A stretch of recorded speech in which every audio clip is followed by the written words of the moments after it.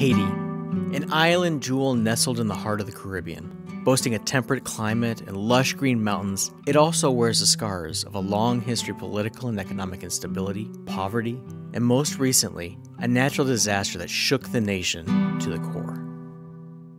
On January 12, 2010, a massive earthquake rocked the capital city of Port-au-Prince. In those few moments of terror, the lives of more than 3 million Haitians were changed forever. Conservatively, it is estimated that 150,000 people died and another 1.2 million people became homeless instantly. In the wake of this disaster, the world rushed to Haiti's door to aid in the midst of such tragedy. When the Korea Evangelical Holiness Church, the One Mission Society founded denomination in South Korea, heard of the devastation, they raised nearly $400,000 for the relief and rebuilding effort. In the summer of 2010, Men for Missions, a ministry of One Mission Society, partnered with the KEHC and spearheaded the Homes for Haiti project to bring hope and new homes to the island of Haiti. One of OMS's fourfold strategies of ministry is partnership. We believe that our national brothers and sisters can best reach their own nation for Christ. So OMS actively encourages and empowers our national partners to take ownership and leadership in the ministry process. In Haiti, Men for Missions is working with Pastor Vengion Vital in the Porte Léogane Church in Port-au-Prince. Under Pastor Vital's leadership and the guidance of One Mission Society, the church has administered the Homes for Haiti project. The Haitian church decides who receives the new homes. They organize and run the local work crews that help build the homes, they provide local materials for the homes, and they administer the finances of the project. Men for Missions provides guidance and oversight for the building process, building expertise to help them make the homes as earthquake resistant as possible, work teams from the US, Canada, and the UK to travel to Haiti to labor alongside our Haitian brothers, and the needed finances. At the completion of the first phase, 731 individuals have traveled to Haiti on 64 work teams to help build 54 homes.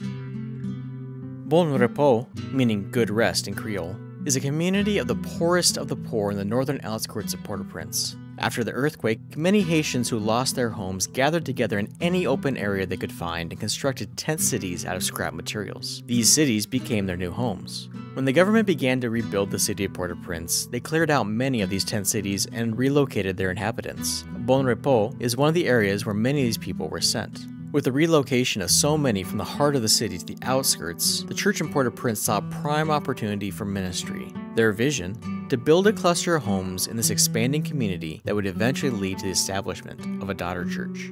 While much of the structure of the Homes for Haiti initiative has remained the same from Phase 1 to Phase 2, there are a few key distinctives that make the Bon Repos project unique. In Phase 1, 54 homes were built all around Port-au-Prince and its surrounding communities. Phase 2 is a planned community with 35 homes and a church on 3 acres of land that used to be sugarcane fields. In Phase 1, recipients of the new homes had to prove that they owned the land that was being built on. In Phase 2, the homes are being built for the poorest of the poor, those who could not afford to buy land and therefore had no hope of ever owning their own home.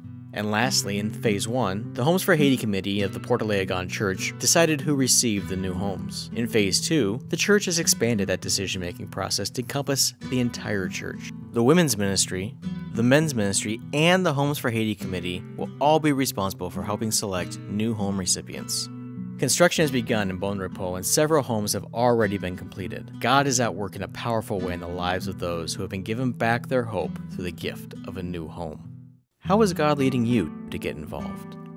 There are 3 questions that are at the heart of the ministry of Men for Missions. Will you do whatever God asks you to do? Will you go wherever God asks you to go?